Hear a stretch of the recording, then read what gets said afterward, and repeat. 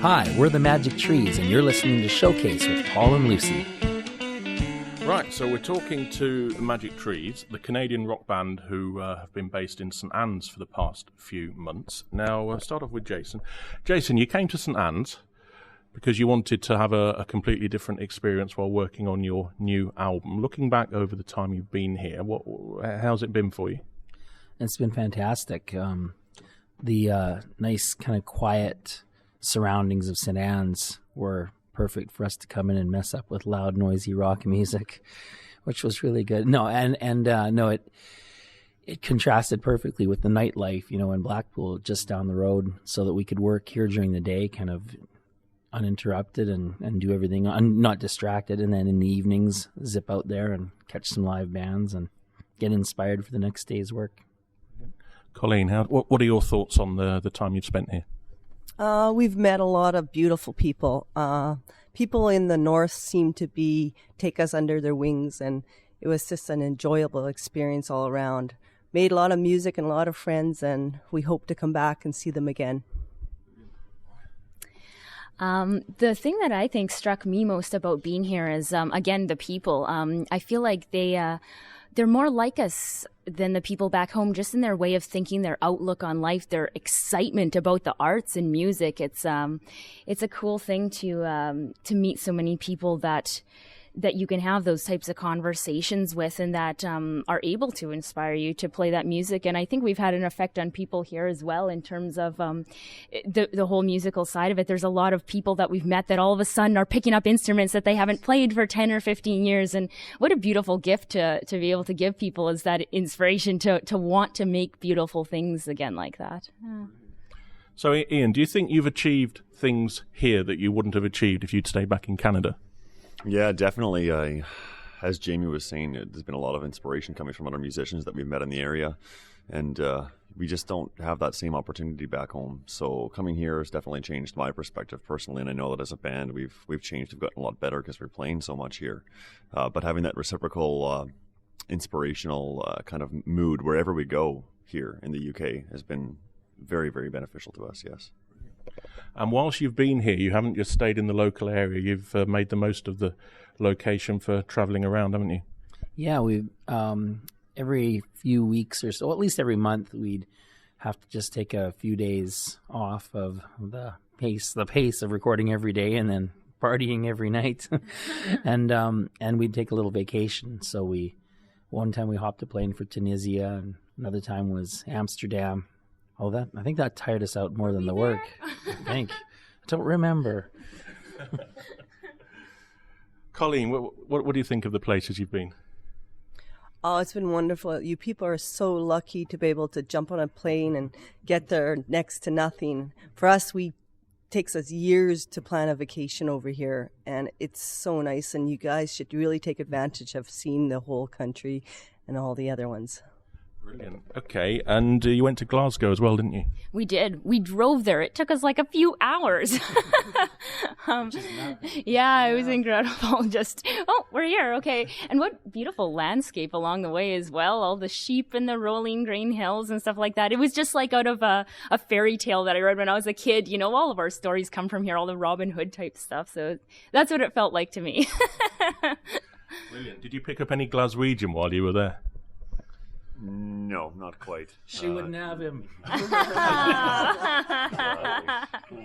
I think one of the coolest trips that we took when we were here was going to Liverpool. Mm-hmm. That one, I think, really resonated with all of us. It was very, very cool to go and see places like Strawberry Fields and Mendips. And we actually ended up in Liverpool on the same day that John and Paul met in 1957, I believe it was. And we were standing in the spot where they had met, and we were allowed to go inside and see the building. And that was a very, very cool trip, too. You see, there's a lot of these sort of things that, living here all the time, we don't appreciate in the same way as visitors do. So it's quite nice to get your perspective as somebody coming from further away. Well, it's like we're joking about driving for 3 hours to get to Glasgow. You can't get to our capital city in our province without driving 4 hours. Yeah. And I mean, to get to the coast anywhere, you have to drive for a few days. So to have some place like Liverpool an hour away, and Glasgow 3 hours away, yeah, people have a very different perspective on time and distance here, definitely. Brilliant. Okay. So you're heading back to Canada. What have you got lined up for when you get back there? What sort of things are you going to be doing? We have a small tour in Canada starting on September 16th. We'll just be playing a bunch of dates around the prairie provinces, the western provinces, Alberta, Manitoba, and Saskatchewan. And then we're in discussions right now with an agent about doing a little stint in Hong Kong after that. And then we've got some plans to come back to the UK next May for a couple of months and spend some time touring the new album. Yeah. Brilliant. Okay, that was going to be my next question. So, right. So you're hoping to come back next May. Obviously, you all fancy the idea of that. Yeah, I'm so excited. It's the only thing that's keeping me from breaking down in tears every day about having to leave this place. I'm really pumped to come back. We're hoping to just play a bunch of pubs and, like you said, promote our new album. We're really excited about it, and I think it's kind of a cool thing because a lot of the songs were written and recorded right here in St. Anne's, and so especially since they've been inspired by local musicians and stuff, they're really music that feels like they belong to the people here as much as they belong to us or anyone. You know, it's kind of neat. Brilliant. Well, if we talk about some of the songs off the new album, if everybody picks one and tells us what it's about and what's special about it, then that'll give us a feel, and then we can play those particular tracks at some stage. Okay, so we'll start with Ian. If you pick a song off the album and tell us what's special about it. Well, I'm going to pick the song "The Girl in the Sun" because it was an interesting collaboration. It was the first time that Jamie and I wrote a song together where I had some chords and the lyrics I had just weren't working with it at all, you know, and she said, well, I've got this story I wrote recently. You should try turning these words into lyrics, you know. And I did just that, and it turned into I think a very powerful song, and it's going to be rocking. I mean, we've already got it all recorded, but Jason's still just putting the finishing touches on it, and it's going to be a very good one. Okay, what about Jamie? I guess the song I'm talking about today is one that I wrote. It's called "Climb," and unfortunately, this one's not one of our happy songs on our album. It's about the constant need for external validation, which is a hard one, I think, to write as well as perform and listen to. But it's one that everyone can relate to, and it seems to hit people really, really deeply. But it's fun too. It's like got this crazy kind of bouncy beat to it, and I don't know. I get excited every time we play it. Yeah. I thought it was a happy song. Yeah, see, he didn't even know. Right, Colleen, what's your choice? I would have to say "Wild and Free." It's about basically the North American wild horse.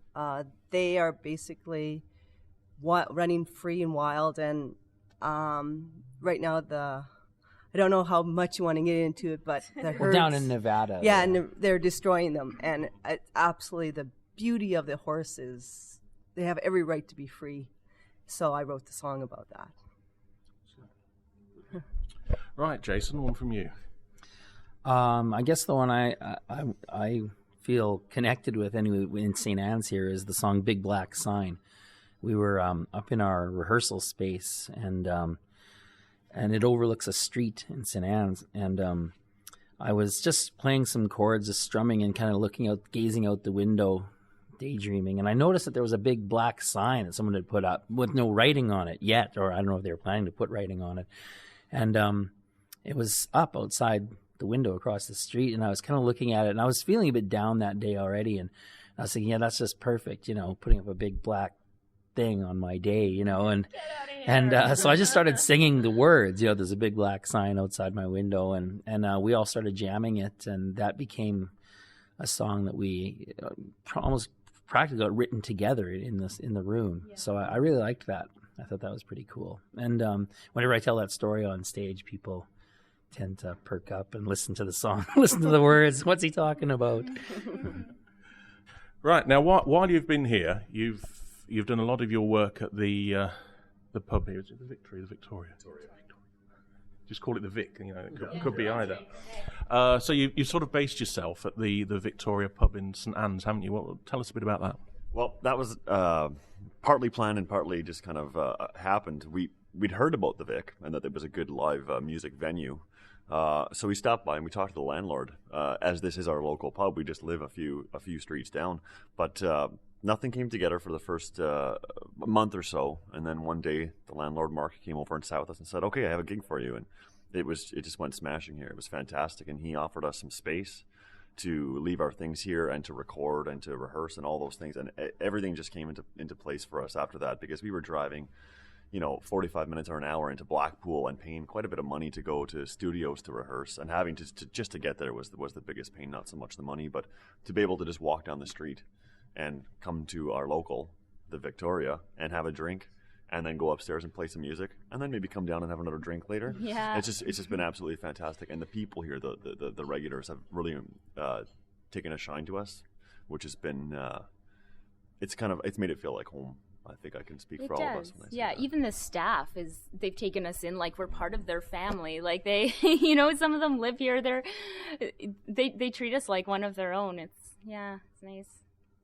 We've also gotten involved in there. They've got a campaign to kind of keep the Vic from being demolished. And we kind of got involved in that.